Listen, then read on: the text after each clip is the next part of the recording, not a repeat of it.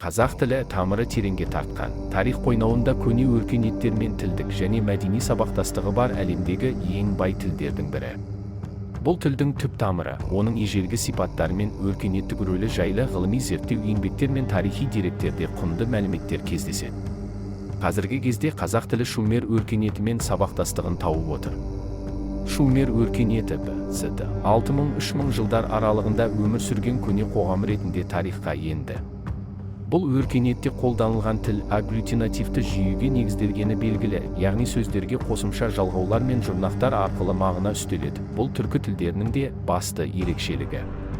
1856 жылы Хинкс есімді зерттеуші алғаш рет шумер тілінің агглютинативті екенін дәлелдеді. Бұл тұжырым шумер тілі мен скиф-сак, түркі, соның ішінде қазақ тілінің құрылымдық ұқсастығын дәлелдеуге бастама болды. КСРО ғалымы И. Авдиев өзінің байырғы шығыстың тарихы еңбегінде шумерлердің тілі мен мәдениетінде түркілік элементтер барын атап өтеді. Неміс археологы Курт Вальтер Керамда құдайлар, қабірлер, ғалымдар атты еңбегінде шумер мәдениеті мен тіліне қатысты дәл осындай байламдар жасайды. Қазақтың көрнекті ақыны әрі ойшылы Олжас Сүлейменов өз еңбектерінде шумер тілі мен көне түркі тілінің арасындағы ортақтықтарға үнемі назар аударады. Клесіп бастаған кеңестік және америкалық генетиктер шумер халқы мен түркі халықтарының арасында дін ұқсастықтары барын дәлелдеген. Бұл тұжырым тек тілдік қана емес, генетикалық сабақтастықтың да барын айғақтайды.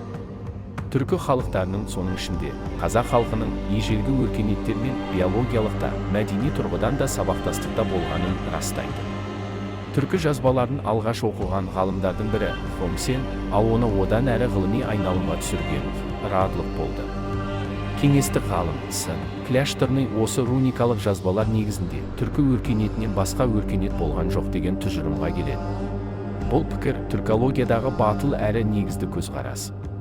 Қазақ зерттеушісі Әділбек Ишанбекұлының зерттеу еңбектері де ерекше мәнге ие. Ол шумер тіліндегі 1000-нан астам сөз бен сөз тіркестерін талдай отырып, олардың қазақ тіліне жақындығын дәлелдеген. Ол шумер атауының шымыр немесе сумыр деп қазақи нұсқада айтылатынын, ал шумерлік атаулардың қаңлы, қыпшақ, қоңырат секілді қазақ әулеттеріне сәйкес келетінін айтады. Сонымен қатар ол шумер сөзін шом жер, жұмыр деген мағынада түсіндіріп, шумерлер өзін кей жақтың еркін адамдары, бар әлемнің билеушілері, яғни хандарымыз деп сипаттаған және қазақ деген мемлекеті болғанын анықтаған. Бұл қазақ сөзінің еркін деген мағынасымен тура келеді. Шумерлер өз тілін ем сөзімен бейнелеген. Бұл сөздің мағынасы ым-жым, емшілік қасиетке ие тіл дегенге саяды. Сонымен қатар оны сал тілі, жыр тілі деп те атаған. Бұл қазақ поэзиясы мен ән өнерінің терең рухани мәніне үндес келеді. Қорытындылай келе, қазақ тілінің көне өркениеттермен байланысын зерттеу, тілдің тарихын ғана емес, ұлттың жадысын, мәдени кодын танудың бірден-бір жолы.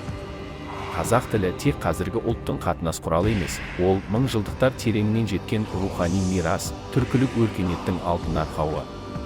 Шумер мен қазақ арасындағы тілдік, мәдени және генетикалық үндестік бұл тек лингвистикалық теория ғана емес, сонымен бірге қазақ халқының тарих сахнасындағы орнын қайта бағалауға мүмкіндік беретін негіз.